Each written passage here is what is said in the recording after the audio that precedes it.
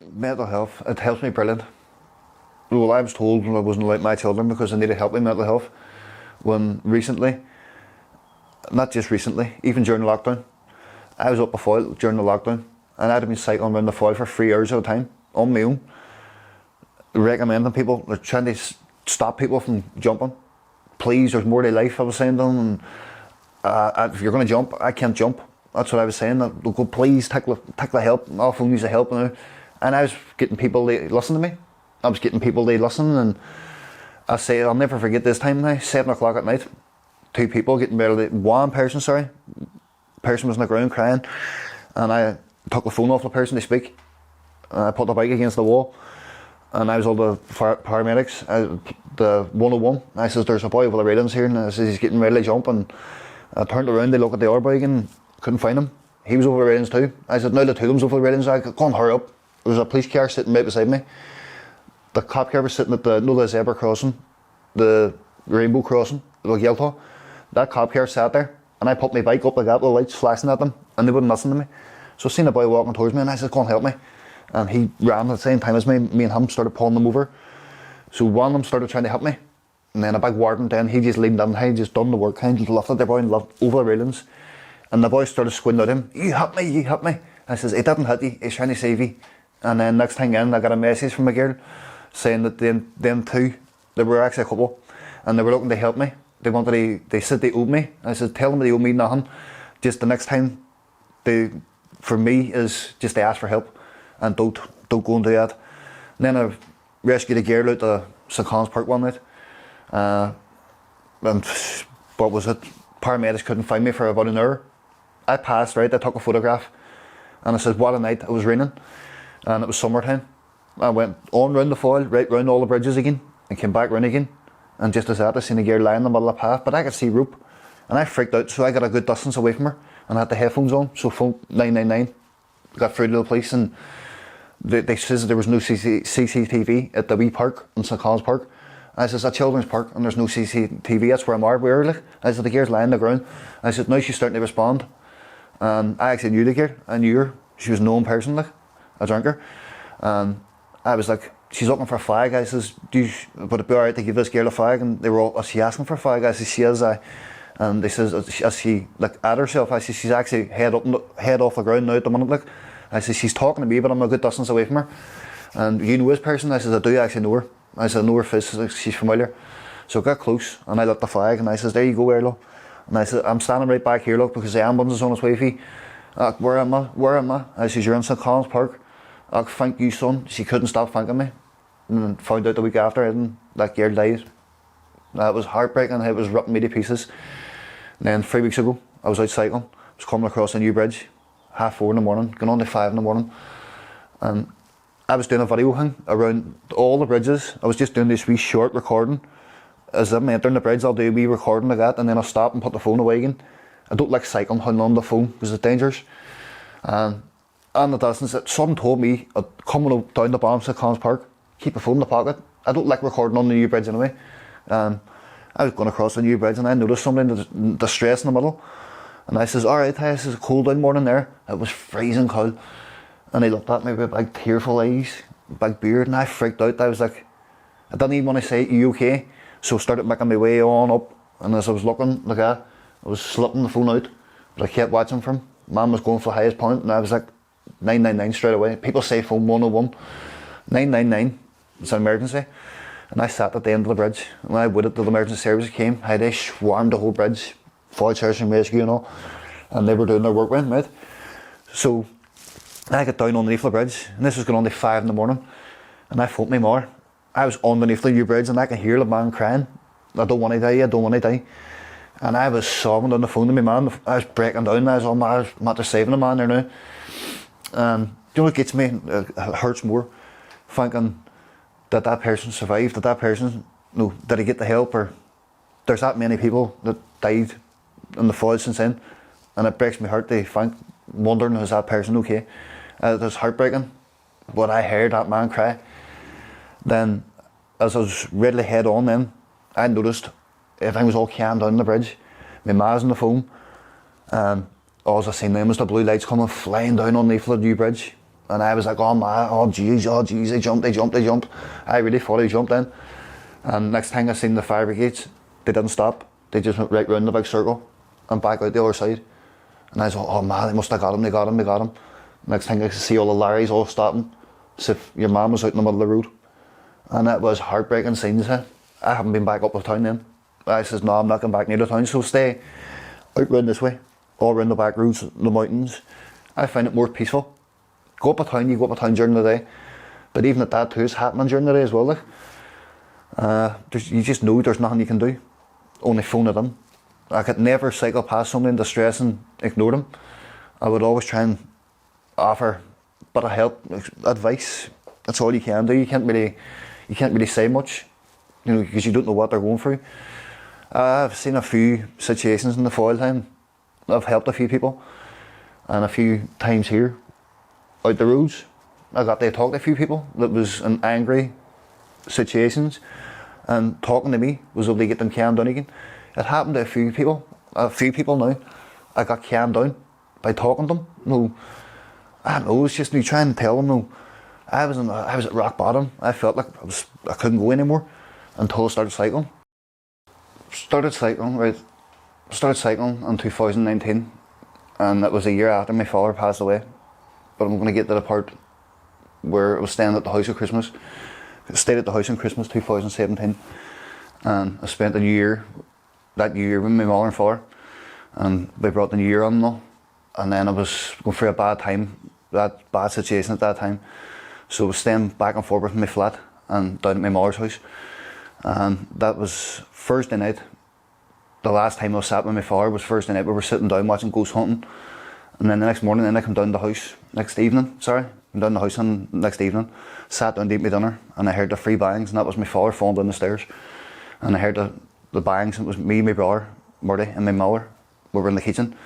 We dived out and we helped them on the living room, and they was rushed out to Gavin. They couldn't save him. Rushed him to Belfast, and he ended up dying then 3 days after it.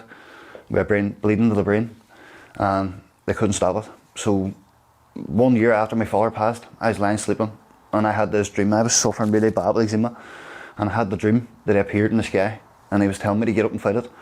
And I got up and I found a white feather, and I ran to my mother's. I was emotional, and my mother says, well, there's your answer. Get up now and try and do something. And I got up and started walking, listening to Dermot Kennelly music on, headphones on, and I couldn't stop walking. And then I ended up I seen my friend was selling a cheap bike, and I went out and bought the bike for £30, and that got me around everywhere, upgrading Fort every day and all. Handlebars duct tipped in the middle. I couldn't get an Allen key to fit it during lockdown then. I thought, you know what, I'll duct tip it. And I duct tipped the handlebars, and everybody was on me, it's a hazard there, man. And I said, I don't care, it's getting me moving about, look. And that done me for a good few months anyway. And then that ended up I was sitting up a foil, having a cup of coffee, and this was around February 2020. I was sitting, having a cup of coffee, watching the freezing cold waters, and next thing, it was just silence. And then all you seen was the police running over the Peace Bridge, fire service and rescue running down the other side of St Collins Park, boats coming out everywhere, and then right in front of my eyes I could see fire service and rescue working away at the water, and I kept thinking, oh no, what am I going to see here? And next thing I could see them pulling somebody out, and I was like emotional, couldn't see with tears in my eyes, and I was like, oh what? So I couldn't see nothing on the news, and I got home and phoned fire service and rescue and asked them could I help them, or could I find out what happened. Was that person saved and all? And he says it was a young mother and she was saved. So I was all, can I help you doing a charity event this year coming? And they're like, what are you planning? I says, I want to do Derry to Cork. I want to cycle Derry to Cork. And they were like, right, that's no problem at all. We'll get everything all set up, sent out to you. And that was the start then. And then my friend Kyle, he volunteered to do the lawn me. He says, well, I'll do the lawn me. And my brother was all, well, I'll do the driving support. So it was all starting to fall into place. So me and Kyle smashed that in 32 hours. We done it Derry to Cork, 32 hours with my brother way in front of us. We lost him 80 miles. We left him in Furless or something. And me and Kyle was on our way up the other side of Ireland, coming back up with us. And my brother phoned us and says, boys, where you at? We were proud, we were all, hey, we're right beside the beach and all now. And he said, man, we gave him the direction we were in. He says, you're on your way back up Ireland again. We were on the way back up with us. And he says, stop there and I'll meet you now. So we met him there. And then we had to drive the whole way back out of the exit we came out of, past and down on the burr we were supposed to go right and down on the burr, but we went left, and it was going back up a ways. But it was priceless.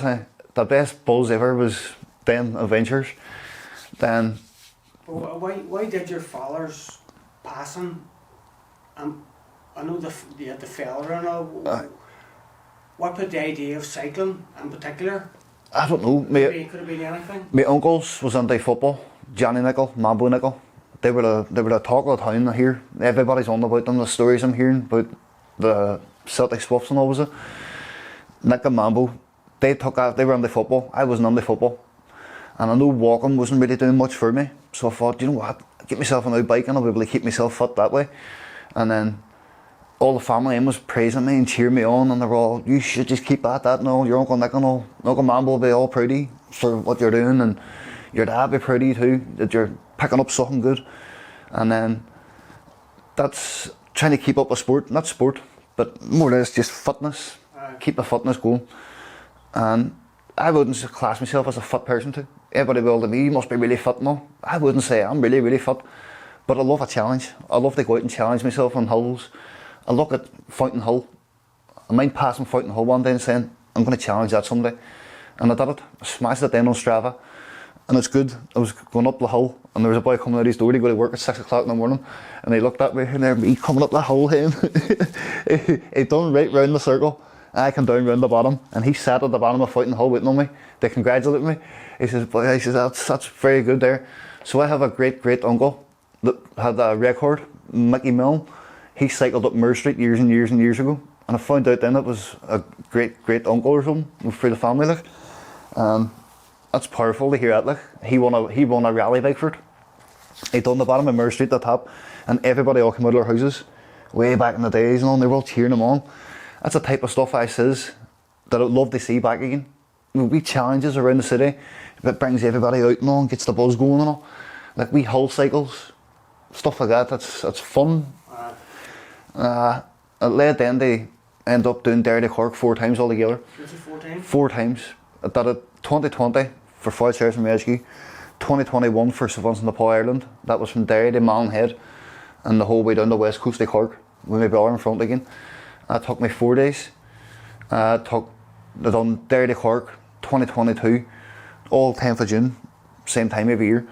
2022 for Foyle Hospice. I did that in 3 days during a bad storm. The whole of Ireland was getting battered with a storm everywhere. Every shop I had done the way down the road were blessing me. Really? They were blessing me and they were having me a free cup of coffee. I was loving it. My brother was on the way. He says, do you want to take a break and stop? And I said, no. I said, loving it. Down the Ballysadair Road, the bike going to get side to side on the carriageway. And he says, oh man, he says, how can you do that? Like, the wind and the rain was battering me over the show. And I was loving it. See what I was noticing? The rain was soaking under me. And then see when the rain was drying out, it was helping the eczema. It was helping me, and every time I got on the tent at night, I was like looking at my legs, going, oh, my legs are looking good, my legs are looking good. My legs was like blocks, I was going that much. And then I did it then, 2023 was the last one. 2023, 480 miles in 5 days for autism and isodos. That was powerful. I was using a racer bike and a mountain bike. Right, the seat broke on the mountain bike, so I was taking the seat off the racer bike and putting it on the mountain bike when I was using the mountain bike. And then when I was finished with the mountain bike, I had to put the seat back off, switch it round again. Oh, it was a mission. And then I stopped for a cup of coffee. I was near Cork on the racer. It was 2023, and I was hitting some speed. My brother said to me, I'll meet you in the next town.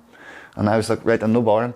And he said to me, he says, all I heard was a and he was hitting my horn and all, stop. And I stopped and went back down again. And he was all, man, you're going too fast. You're moving far too fast. You need to slow yourself down. And he says, you've done all together now 260 miles a day. And I was like, what? He says, you're death trapping that bike. Or he says, I think you're better than a mountain bike. Because I was like Forrest Gump. I was like just giving it there to town to town, 260 miles. And then I was coming off a path after getting a cup of coffee on the racer. Back wheel hit the ground, busted the whole rim on the side. So Martin and the boy at a car place. The boy in the car place and all trying to fix it for me. I've got photographs of it and all. The mechanic place. The boy was out with all the tools and sand and stuff to try and see if he can fix the rim, but it was bit, it was hammered. I destroyed it. So I was left in. The last run was, I had to find Bunratty. Right, that was just before Cork. That was in Shannon.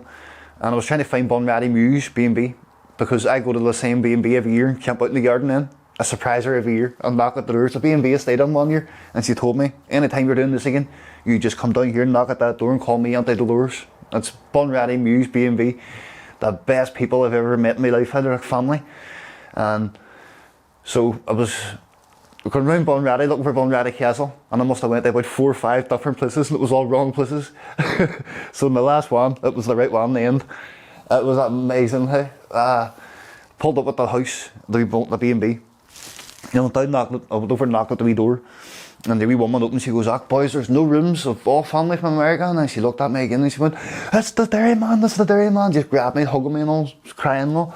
She says, boys, I have no rooms. I says, Dolores, I'm only looking for somewhere to camp. Somebody get the tent down for the night, just on my way at 6 in the morning. I says, I'll be straight back on the road again. Well, you pick wherever you want in that garden. And she came out and put sheets and all up and the clotheslines and all. Made it all nice and private and all. And next time she lands out, right, what would you like to eat? I says, look, I'll go get food now in a minute. And she was like, look, don't you be bothering. She came out with the whole works. Full dinner, the whole shebang, hey, scone, jam. What was it? Now, after me visiting Bunratty 3 times in a row, right? My brother was sitting down having a dinner, and he was wondering where I went to. And I was walking around the whole of Bunratty along with all the American ones, getting them all directions to the famine place and all. And my brother was like, how do you know all this? I said, I'm learning it every year when I'm visiting. I'm walking around like a wee tourist guide, hey, showing everybody where to go. And then the evening time in, me and the brother came on the door and linked on me 2 American women.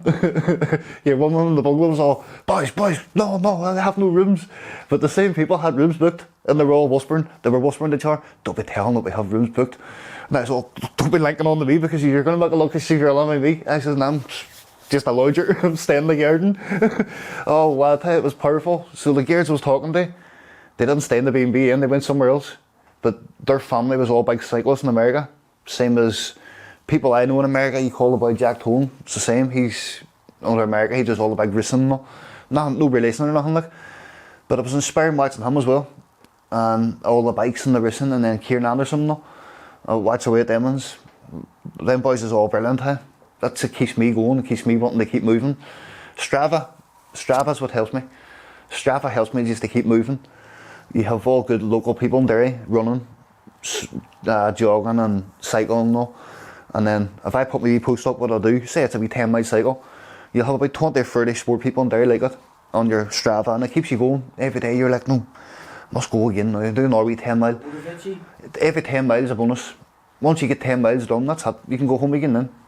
But with me, I can't stop. I just want to just keep going and going and going. What would you be like if you didn't have it? If I didn't have cycling, I really don't know. I don't know, because that there would be 10 times worse than what it is now. Cycling did definitely help me. It's calmed it down. My doctors is baffled looking at it too, and because I'm able to get it under control. They're baffled because their creams can't. Any treatment they give me is not working. It's leaving it worse. It's making it spread around my whole body.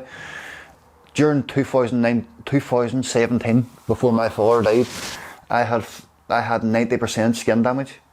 All around my body was just completely bad with eczema. It was like big red blotches where it was not healing. I was going through skin spaces in the hospital before the lockdown. And the doctor in the hospital was I thought she was being cheeky, but I wasn't taking it, and I got up and get cheeky.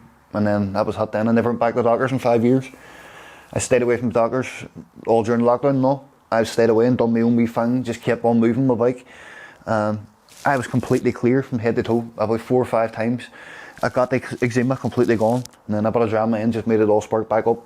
Drama? I just stress, battling for my children and stuff. Which I was going through that in 2017, and I'm still going through it today. That's why I'm just pushing myself on to keep trying to do positive things and not let it beat me up. But the way I look at it, things will get better. That's a couple of years ago. I never thought I'd be able to sit down and tell me wee stories. But the stories about the cycles is unreal. That's a lot of people's all saying to me. It's brilliant. Like, it's digging through and trying to find all the stories. Your head goes blank when you're trying to get them all. Don't worry, just take your time. But it was a cracker. My brother Murray, he was in front of me the whole time, and he witnessed most of them. He witnessed half of the, like, he seen me breaking down.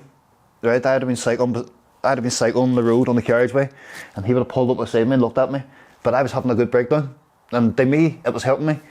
He was like, stop the bike, and I stopped the bike, and he's like, you alright? I was like, aye. It stopped straight away when he pulled up. See when he pulled up, that stopped. See when he went again, I let it back out again. The old emotion you lock up, you get that out on your wee adventure, because you feel so proud of how far you've came. You're like looking around you and you're like, I'm really as far away from home here. I've never left Ireland. Like 38 years of age, I've never left Ireland. Scared of boats and scared of flying. But it always says if you can get away and back on my bike, go across the water, I'll cycle across the water, go to England. But fear of flying and all, it's a wild thing, like, but I can simply say now I've been to the bottom of Ireland about 4 times.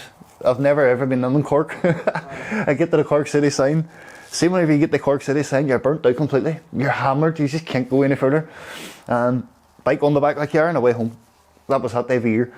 And then the thing that used to get me, see when I left Derry and you're on your way down the road, and I would pull up beside my brother and I said, how's the charity going? It's not doing too good. Just keep going away and hopefully it will. And then you're under yourself and you're like, oh no, it's not going to raise nothing. It's not going to raise nothing. And then you get away down the road and then he pulls up beside you and goes, hey, that charity's over £1,000. What? You're like, Forrest Gump, you're lit up and you're away down the road like a bullet. You'll be buzzing and you're happy again. You're going into shops and you feel full of life again. So you start chatting to everybody, dead chatty. But when your charity event's not moving, you're going into them shops and you're just standing there in silence and your head's constantly thinking about it. Like, between the 4 charities, I've raised just over 4,000 between them all on Virgin Giving and Just Giving. That was powerful. It was deadly, like, nerve-wracking at the same time. And then the whole way down the road, people was asking, can we sponsor you? But it was all online. I couldn't accept it on the road. People, the charities even says, we don't like you taking sponsorships with you, just in case you pull up in a petrol station and you go on and a group out in the car sees you getting a sponsor, and then you move on to the next petrol station and they witness you getting these sponsors of people. They know when you're managing money, you're a target. You're going to end up getting robbed. Or so that was just, don't take sponsorships, leave in. I was putting it up in the Ballymac shop. That was just 2020, Foil Search and Rescue. We had sponsorships. So we left ones in the shops all around Derry, which done well in the shops. 1,113 for Foil Search and Rescue. And I think it was just about 1,000 for St Vincent de Paul, and about 500 nods for Foil Hospice, and then Autism Initiatives 1,300 or something. I'm nearly sure it was 1,300. But I've got my certificate, my Autism Initiatives one. I've got that up there and I've got it on city wee frame and all.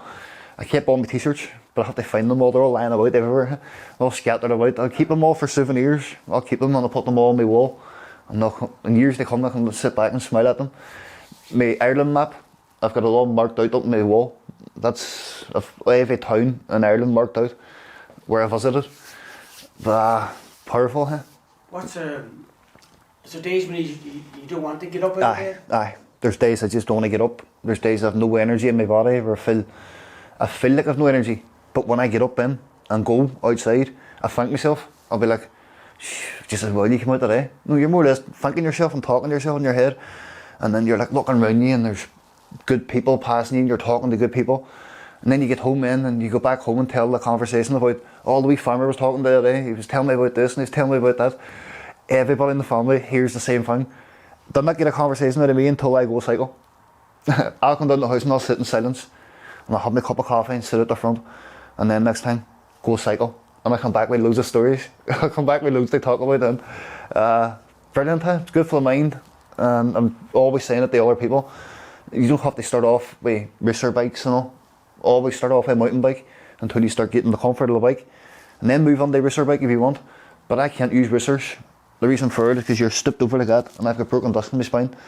I fell off a cooker a load of years back when I was doing a deep clean, and I had a tub of water sitting in the cooker, and I was cleaning the canopy up above, and the water spilt, and I slipped off a cooker. But I went down, fisting out the ways, my back slapped off a cooker, ended up in the hospital, broken discs. They told me in the hospital that you're not able to walk the same unless you get the operation, and that was 2019, and I refused it. I said, no, I don't want the operation. No, I've heard that boy, he got pins on his back and he hasn't been the same since. It scared me seeing him. So the doctor in the hospital phoned me and he says, go on please, I'll come over in the car and I'll bring you over, get the operation done, and I'll leave you home on the exact same day and all. And I was like breaking down the phone. I was like, no, I can't. I don't want to go through all that and all.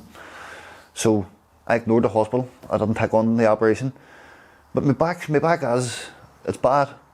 But I try and ignore that too. If I keep on thinking about the pain, it'll get worse. But it goes away when you get on the bike. If I have really bad pain in my back, I don't take painkillers. Painkillers affects my eczema.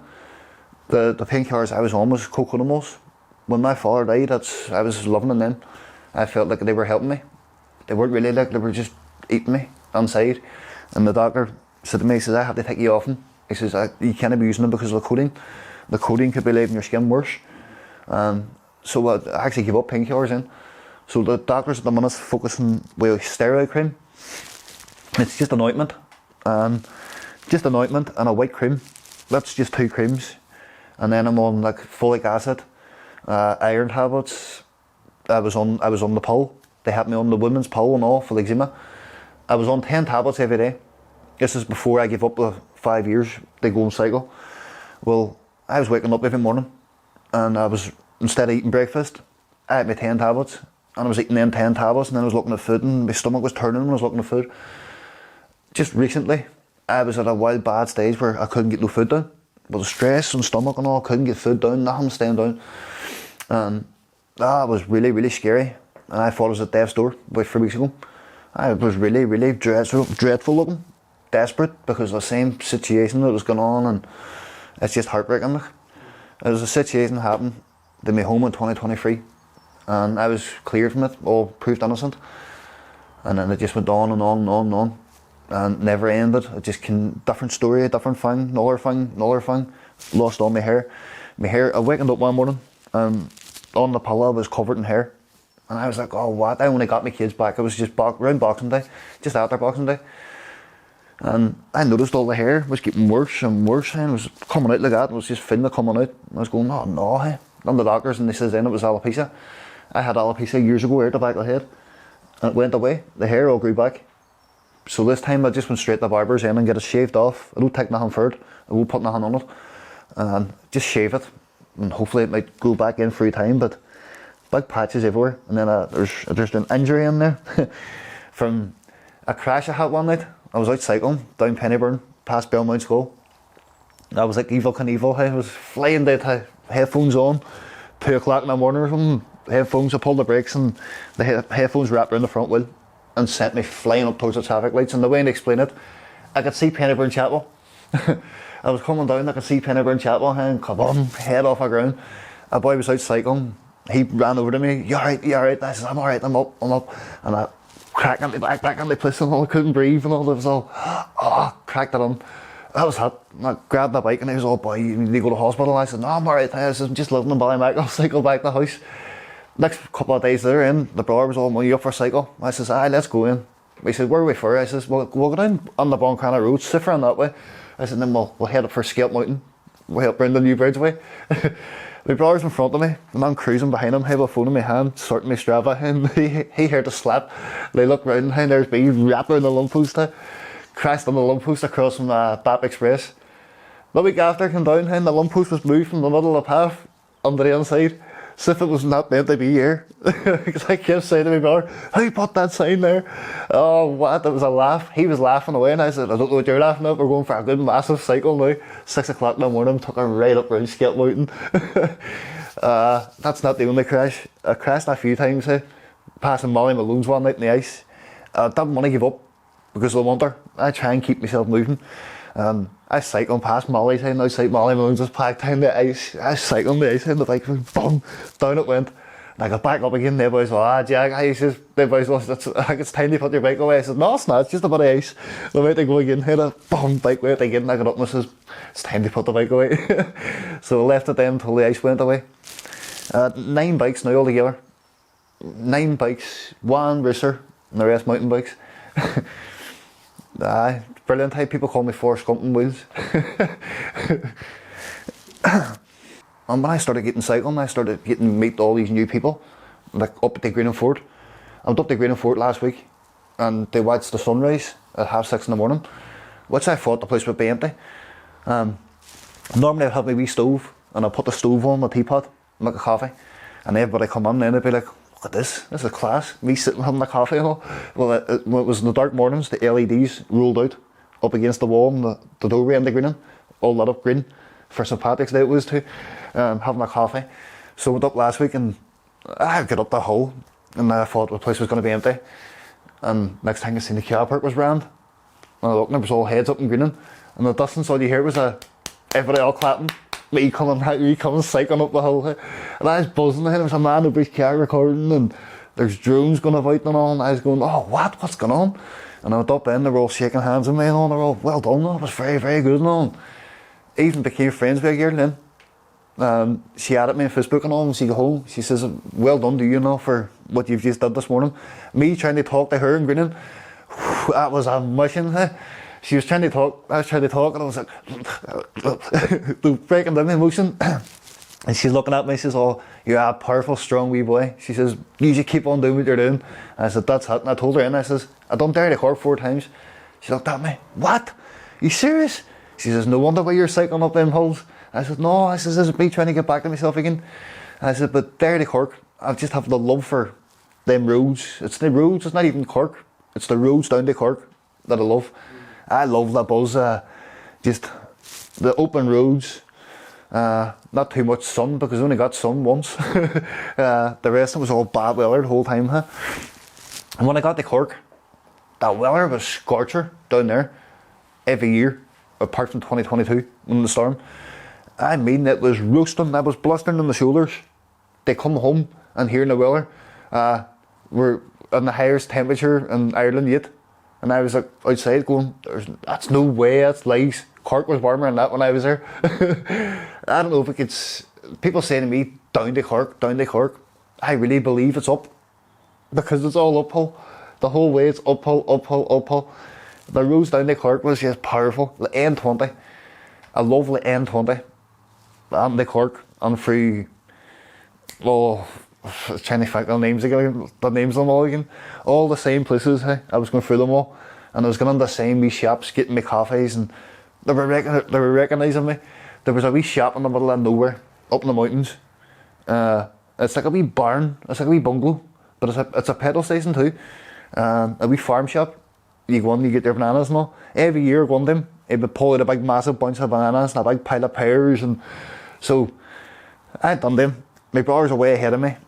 My brother was off for drinking already. And I had done the wee shop and I noticed a Guinness in the ground.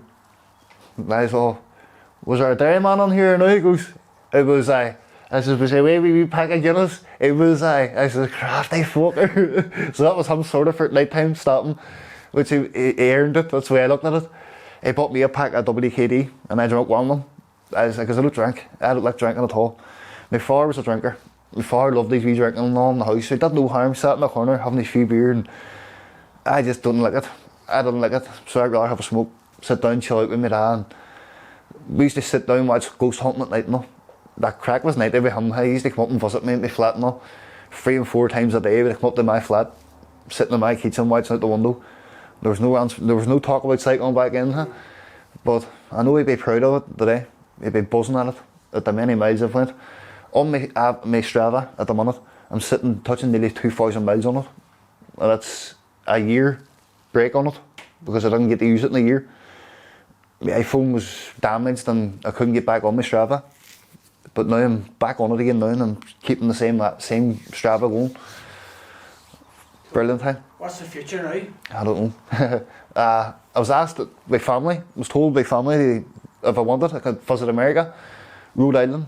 One's living in America. They were saying, you can, if you ever do in America, visit, stop by. My dad's niece, they live over. So maybe in the future, my wee boy said to me, it was the last conversation proper I had with my son, and that's what he said to me. So Daddy, when are you going to cycle America? And that's mad. I'd love to do it. I would love to plan something like that, but never left Ireland yet. And imagine the only way in leaving's on a bike. around the world would be lethal. I'd love to do around the world, but you know what the biggest fear is? All these different animals all around the world. You're up against everything. I watched Derek Cullen. That's another person I was inspired on him. And Really? Derek Cullen, Alright. he done the walking from Malmhead down to Cork. He done that, and then he did it all different ways. The minute he's walking South Africa, a hike at South Africa. He's out walking all around the world. That man's amazing. He's powerful. He started off in Malin years ago, and his whole adventure walking failed in Malin. He didn't even get to leave Malin. So he says he went right back to that same spot where he failed and started again at a different time, and he did it. He says always keep on trying, never give up. Always, if you do an adventure and you made a mistake on that adventure, do it again and try not to make that same mistake. Brilliant. I watch him on YouTube. Derry Cullen outdoors. And then what do you see? Joe Barr, he's from Ireland, and he's a video on YouTube. I just came across a video one day randomly, and it was about the cycling.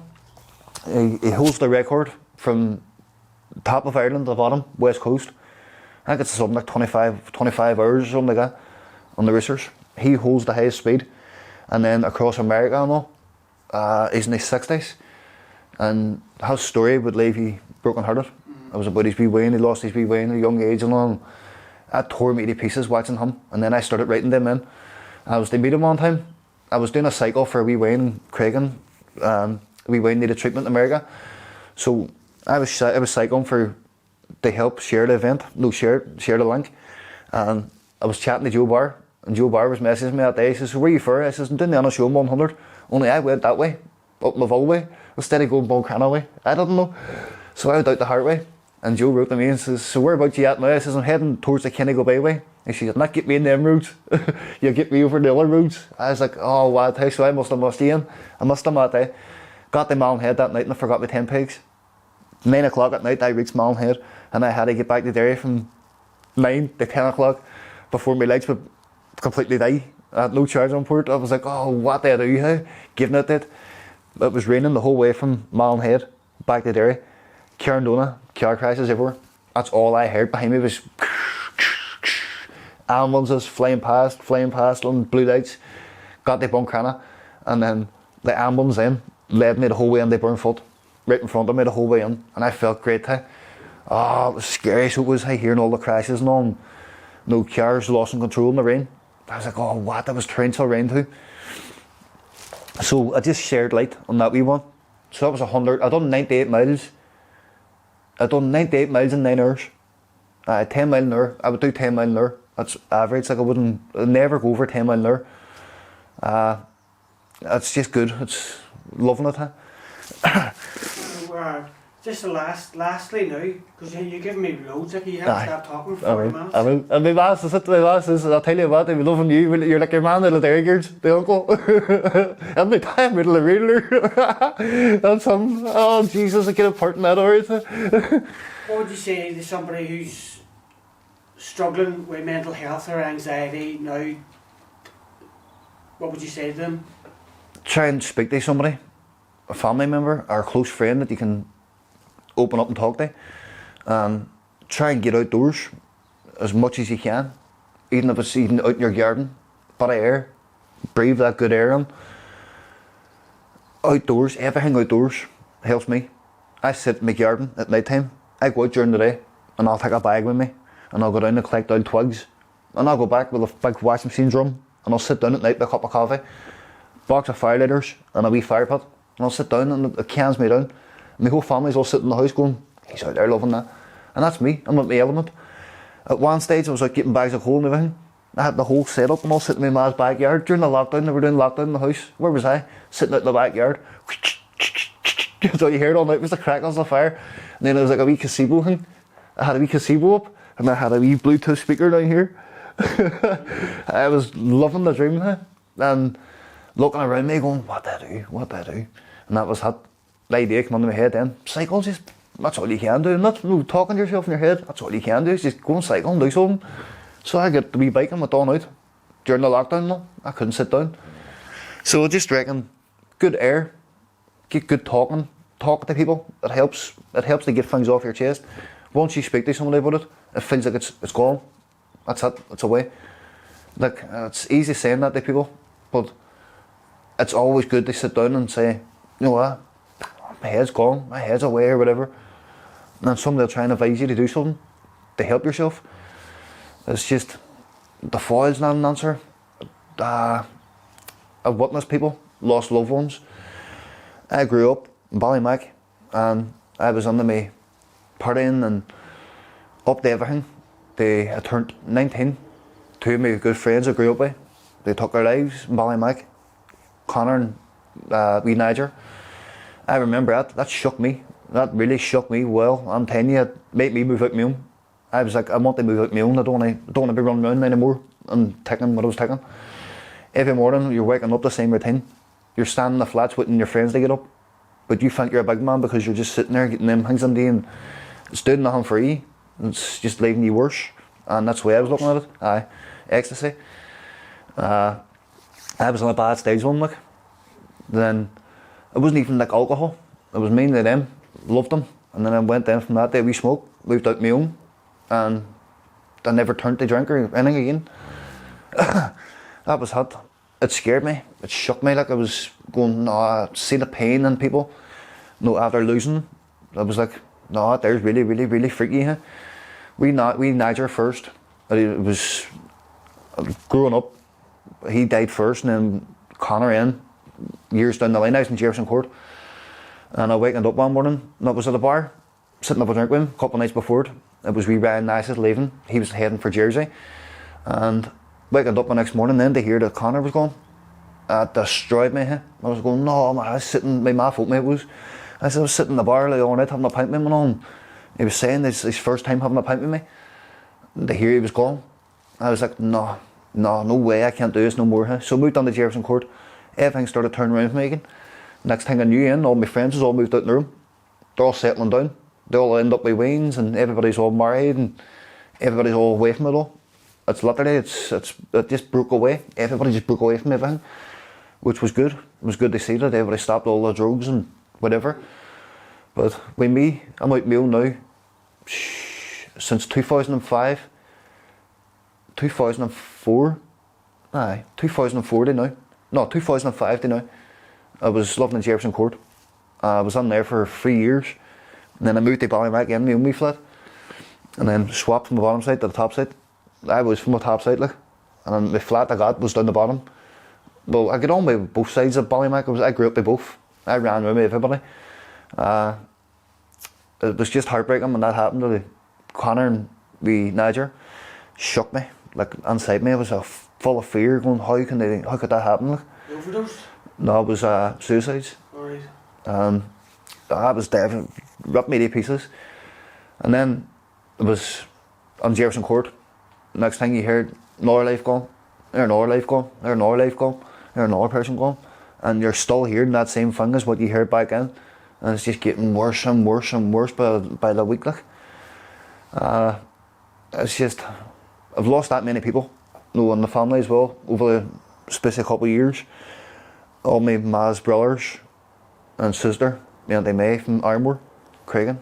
They all lost everybody at the same time. And then my best friend then, Paddy Frill, he died in America at 23. He was died so young.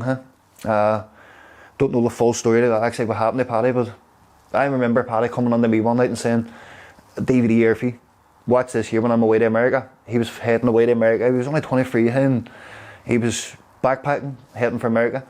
He says, so it was Onto the Wild, the film. He says, you watch that and you think of me.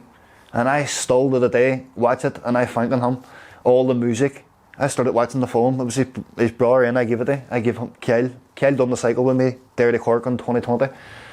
And Kyle was just Paddy, literally right down to a T by looking at him. That's good. Oh, what, huh? And I kept calling him Paddy too in the cycle. During the cycle, I kept saying Paddy and kept, the best one, mate, they say. We were coming way out the country and Kyle's trying to sort Strava. And I turned, we daydreamed myself and I turned around, looked at Kyle and I was like, Kyle! He just looked in front like that. A wee car parked here. He was nearly going on the back window of the car. We're working through a forest and it was dark. Kyle's wearing a yellow helmet and I'm wearing a black one. And I heard a big crack and I heard a squeal zoom. I was like, what was it? He goes, a bat hit me in the helmet. A bat hit me. Oh, what? Cycling through the night, me and Kyle, counting our paddles. No, your legs was going that much, your legs was bitten on. You're like, right, 1, 2, 3, 4, 5. 1, 2, 3, 4, 5. So we're going up this hill, and this hill was the last stretch to Cork. We could see the city lights of Cork at night, falling in the morning. My brothers are way, way ahead. right beside me, I heard stones scraping. And Kay was like, don't look behind, it's a ghost, it's a ghost, it's a ghost.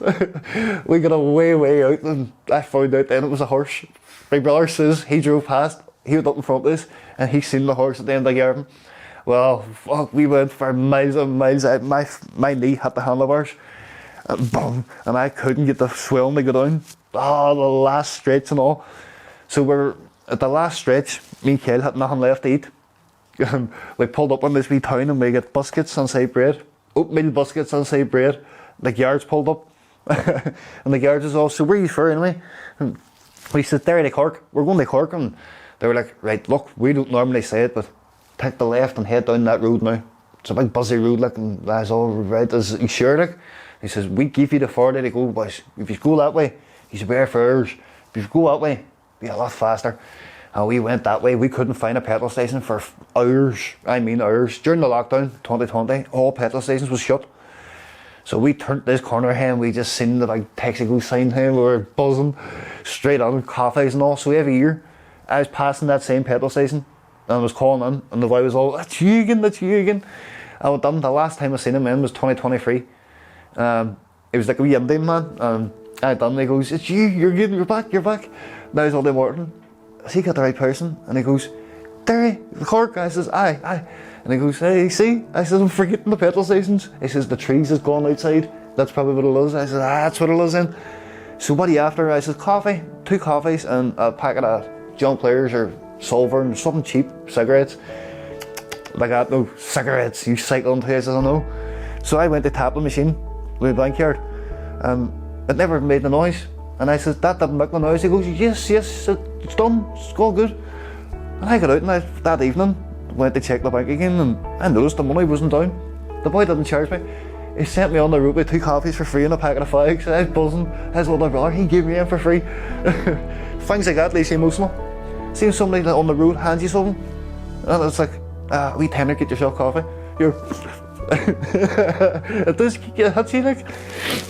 It does kick in. What was it? During 2021, anybody was giving me money for sponsoring. It was like if somebody said to me, "They're wee tenner for yourself." That would on the fuel. I would on the wee pouch in the car, or for the car here, the side. And I was like, right, that'll do for fuel. That bulked up to £80. You take that out, put that in your fuel, to the brother. You were more worried about the fuel than you were in your food in your stomach. You were panicky, I was worried, I was all constantly worried about the fuel in the car. He funded the whole lot, like, oh, what, hey, powerful, best buzz in my life, hey. And then he's sleeping in the tent at night, and there was like me and the wee gypsy man. The wee gypsy man was sitting in his wee van with his wains and his wife and all, and they were all sleeping. I'm walking around drinking black coffee, me and the wee man walking up and down the beach chatting away, me telling him my stories. And my brother wakened up and he couldn't find me, and he was like, where is he? And he juked over and I was down there across the beach, we cup in the hand. He was all, you can get on with anybody, you literally can. He says, you can just get on with anybody. He says, anywhere I go I can speak to people, and like, I'm in a different place. One thing I hate when I'm on the road, cursing. I don't like cursing. My brother, every shot like Sunday, it happens. It just doesn't, he's trying to stop it, but it gets worse and worse. And it's just constantly cursing. I'm all, trying to stop cursing. As you're constantly cursing every time you look at me. Oh, what a buzz. Memories of a lifetime now, just, and I'm glad you just continued on now.